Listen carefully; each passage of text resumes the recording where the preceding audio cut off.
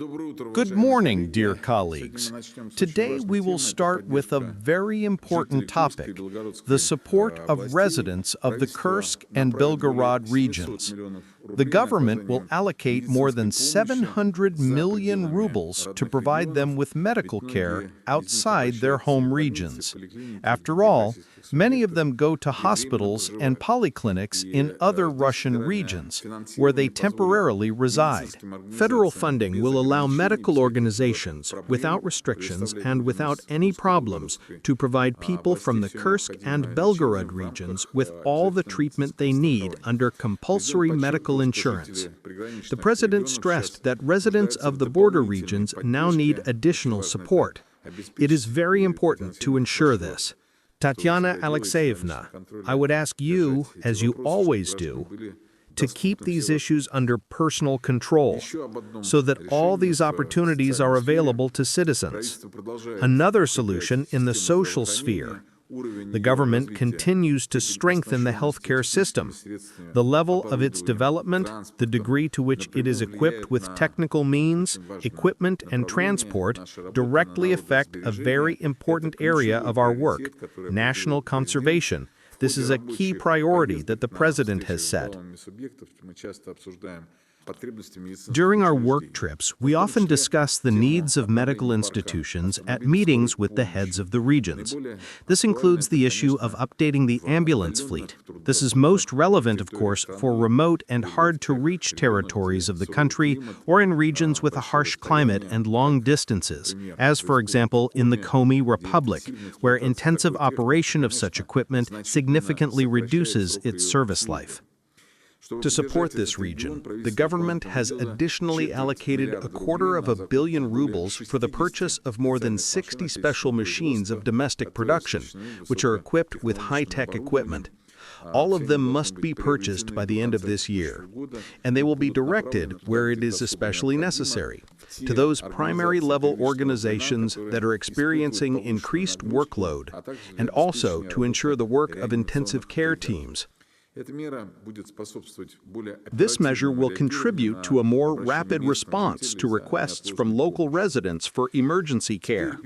Now let's turn to the issue of increasing the competitiveness of the domestic economy. Let me remind you that the President set this task. This issue is constantly in the government spotlight. It concerns not only increasing the availability of necessary goods and services for people and businesses, but also increasing their supply, improving quality through the introduction of innovations. Without this, it is impossible to achieve the national goals set by the head of state. The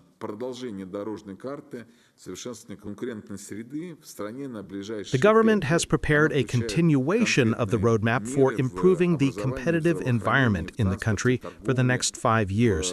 It includes specific measures in education, healthcare, transport, trade, agriculture, and other sectors, and above all, to combat cartel collusion, which ensures control over pricing in key areas for suppliers and buyers. Alexander Valentinovich, tell us in more detail how the implementation of the competition development plan will be built. Dear Mikhail Vladimirovich, dear colleagues, the development of competition is one of the key factors of sustainable economic growth and technological development of the country. Fair competition drives cost reduction, productivity growth, and innovation, and this, in turn, strengthens Russia's position in the global market, makes our economy more sustainable, and provides citizens with a wide range of high-quality goods and services at affordable prices. This year, the implementation of the government-approved National Competition Development Plan for 2021-2025 is coming to an end. Within its framework, roadmaps for the development of competition are being implemented in all regions. A concept for the development of wholesale food markets and a roadmap for organized trade have been approved. The BRICS International Center for Competition Law and Policy has been established. The interchangeability of medicines has also been ensured, and charges for distributing internet from mobile phones and roaming in Crimea have been abolished. Taking into account the changing socio-economic conditions and the digital transformation of the economy, according to your instructions, Mikhail Vladimirovich, a new 5-year national plan for the development of competition until 2030 has been prepared. The document has been prepared taking into account the proposals of state authorities, public and business associations, and is primarily aimed at achieving national goals and objectives set by the President of Russia. The key objective of the plan is the formation of an effective system for the development of competition at all levels of government. The main objectives are to remove barriers to business, improve the efficiency of state property management, and develop financial markets, innovative and high-tech industries. The plan provides for a number of industry-wide measures and measures for the development of anti-monopoly legislation. These include the annual identification and suppression of cartels, the development of regional competition roadmaps for the new 5-year plan, and the expansion of cooperation with the anti-monopoly authorities of the BRICS countries and the member states of the Shanghai Cooperation Organization. A separate block of events is dedicated to key sectors of the economy. You have listed them: industry, construction, agriculture, transportation, and tourism. It is planned to ensure anti-monopoly regulation of digital platforms to prevent abuse by monopolists and to achieve 100% digitalization of appeal procedures, which will simplify the complaint mechanism for the applicant as much as possible.